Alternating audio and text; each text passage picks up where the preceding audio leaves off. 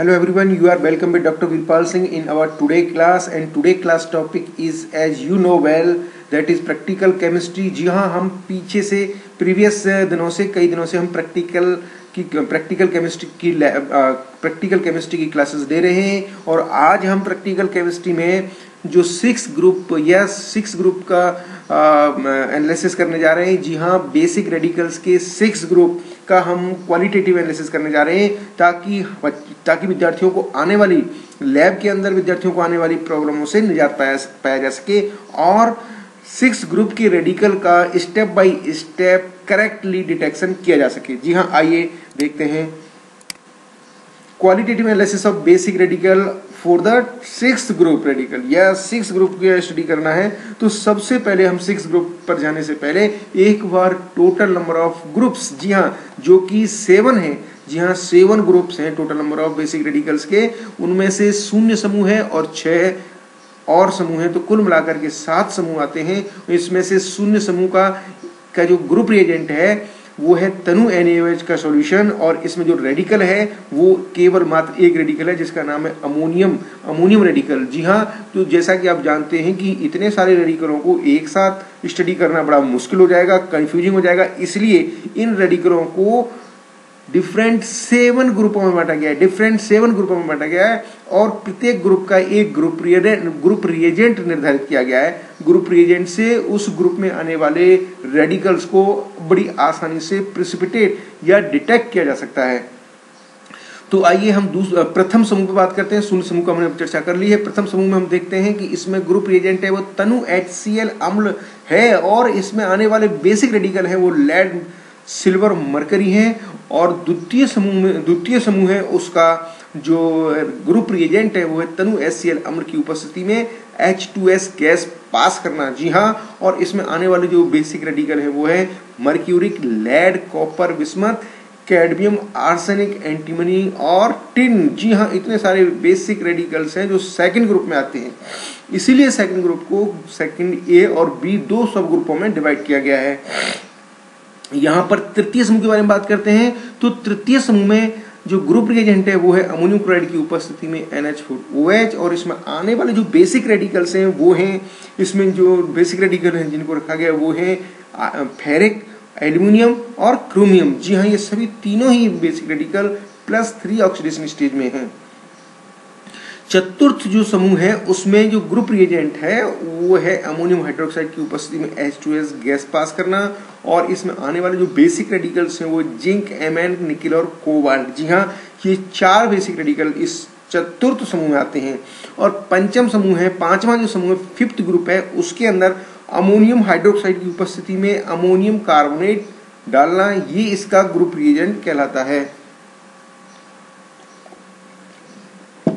इस group reagent से जो प्रेसिपिटेट होने वाले जो बेसिक रेडिकल्स हैं वो हैं बेरियम, स्ट्रोंशियम और कैल्शियम। जी हाँ, और आज जिस ग्रुप के बारे में हम चर्चा करने जा रहे हैं, डिस्कस करने जा रहे हैं, जिसके विस्तार से अध्ययन करने जा रहे हैं वो है 6 ग्रुप। जी हाँ, 6 ग्रुप के अंदर जो इसका ग्रुप रिएजेंट है वो है अमोनियम हाइड्रोक्साइड की उपस्थिति में सोडियम हाइड्रोजन फॉस्फेट, और इसमें जो आने वाला जो बेसिक रेडिकल वो केवल मात्र मैग्नीशियम है, मैग्नीशियम +2 है। इसलिए इन 7 ग्रुपों में 0 समूह और 6 समूह, ये 2 ही ऐसे समूह हैं जिनमें एक बेसिक रेडिकल आता है। तो आइए हम 6 ग्रुप में आने वाले केवल मात्र एक बेसिक रेडिकल मैग्नीशियम का क्वालिटेटिव एनालिसिस का अध्ययन करते हैं। 5th ग्रुप जिसमें आने वाला बेसिक रेडिकल है मैग्नीशियम, और ग्रुप रिएजेंट इसमें अमोनियम हाइड्रोक्साइड की उपस्थिति में डाइसोडियम हाइड्रोजन फॉस्फेट। और 5th समूह के निश्चल फिल्ट्रेट में अमोनियम हाइड्रोक्साइड मिलाने के बाद डाइसोडियम हाइड्रोजन फॉस्फेट मिलाने पर सफेद अवक्षेप आता है, तो 6th समूह उपस्थित होता है। अवक्षेप को छानकर पृथक कर लिया जाता है, जो कि ग्रुप के रेडिकल के डिटेक्शन के या एनालिसिस के काम आता है। यहाँ ध्यान देने वाली बात यह है कि ग्रुप में अवक्षेप के रंग द्वारा भी 6 समूह की मूलक की कल्पना की जा सकती है। यानी मैग्नीशियम का जो अवक्षेप है वो मैग्नीशियम अमोनियम फॉस्फेट के रूप में जो प्रेसिपिटेट होता है वो श्वेत कलर का होता है। इससे भी हम इस ग्रुप के प्रेजेंट होने की संभावनाओं की जानकारी कर सकते हैं। तो यहाँ पर 6 समूह यहाँ पर 6 समूह है। इस 6 समूह में का एनालिसिस करने के लिए हम 5th समूह के फिल्ट्रेट को काम में लेते हैं। जी हाँ, फिल्ट्रेट में हम अमोनियम हाइड्रोक्साइड की उपस्थिति में डाइसोडियम हाइड्रोजन फॉस्फेट डालते हैं तो उसमें प्रिसिपिटेट आता है। उसमें मैग्नीशियम अमोनियम फॉस्फेट के रूप में सफेद कलर का प्रिसिपिटेट आता है, तो इससे 6 ग्रुप प्रेजेंट होने की कन्फर्मेशन दे देता है। और अवक्षेप को छांट कर अलग कर लेते हैं और अवक्षेप को तनु HCl की न्यूनतम मात्रा में घोल करके उसे सोडियम हाइड्रोक्साइड के विलयन से न्यूट्रल करके उसे 2 भागों में बांट लेते हैं, जो कि मैग्नीशियम के कन्फर्मेटरी डिटेक्शन के लिए, कन्फर्मेटरी टेस्ट के लिए काम में लिए जाते हैं।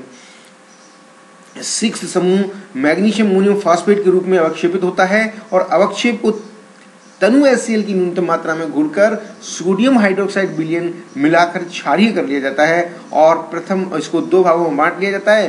प्रथम भाग से प्रथम कन्फर्मेटरी टेस्ट और द्वितीय भाग से द्वितीय कन्फर्मेटरी टेस्ट किया जाता है। आइए देखते हैं मैग्नीशियम के लिए कंडक्ट किए जाने वाले कन्फर्मेटरी टेस्टों को।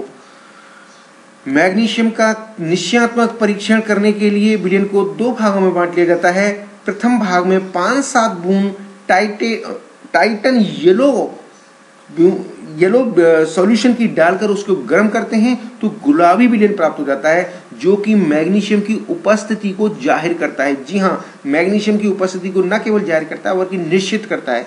और द्वितीय प्रणाली में हम कोबाल्ट नाइट्रेट का परीक्षण सॉल्यूशन डाल करके हम परीक्षण करते हैं तो देखते हैं कि उसमें मैग्नीशियम कोबाल्ट ऑक्साइड का गुलाबी अवक्षेप प्राप्त होता है और गुलाबी रंग का अवक्षेप या विलयन प्राप्त होता है। वो निश्चित करता है मैग्नीशियम +2 की उपस्थिति को। तो उपरोक्त इन 2 टेस्टों से, कन्फर्मेटरी टेस्टों से मैग्नीशियम +2 आयन की जो कन्फर्मेशन है उसकी वजह से हम मैग्नीशियम की कन्फर्मेशन कर देते हैं। तो कह सकते हैं कि उक्त दिए गए मिश्रण में मैग्नीशियम +2 आयन निश्चित रूप से उपस्थित है। और इसके साथ साथ हमें जो विशेष ध्यान रखना होता है, यानी कि मैग्नीशियम यानी 6th ग्रुप के रेडिकल का हमें एनालिसिस करना है, तो उससे पहले प्राय हमें ये 2 बातों का ध्यान रखना होता है जो कि महत्वपूर्ण है।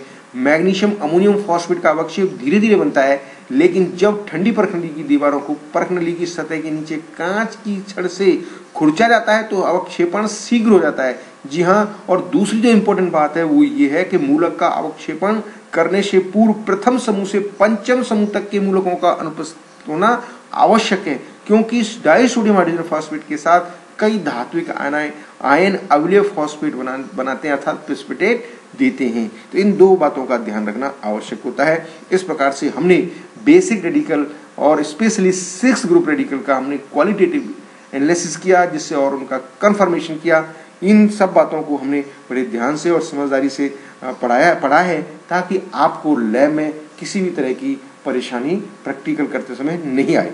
जी हाँ, तो हम आपको आज की क्लास में थैंक यू कहने से पहले हम चाहेंगे कि यदि आपको मेरे ई लेक्चर्स को देखना और सुनना है तो मेरे यूट्यूब चैनल जिसका नाम है डॉक्टर वीरपाल सिंह को लाइक और सब्सक्राइब करना ना भूलें। और यदि मेरे आने वाले लेक्चर्स की समय पर आपको सूचना मिले, इसके लिए आप बेल आइकन को दबाना ना भूलें। Thank you very much.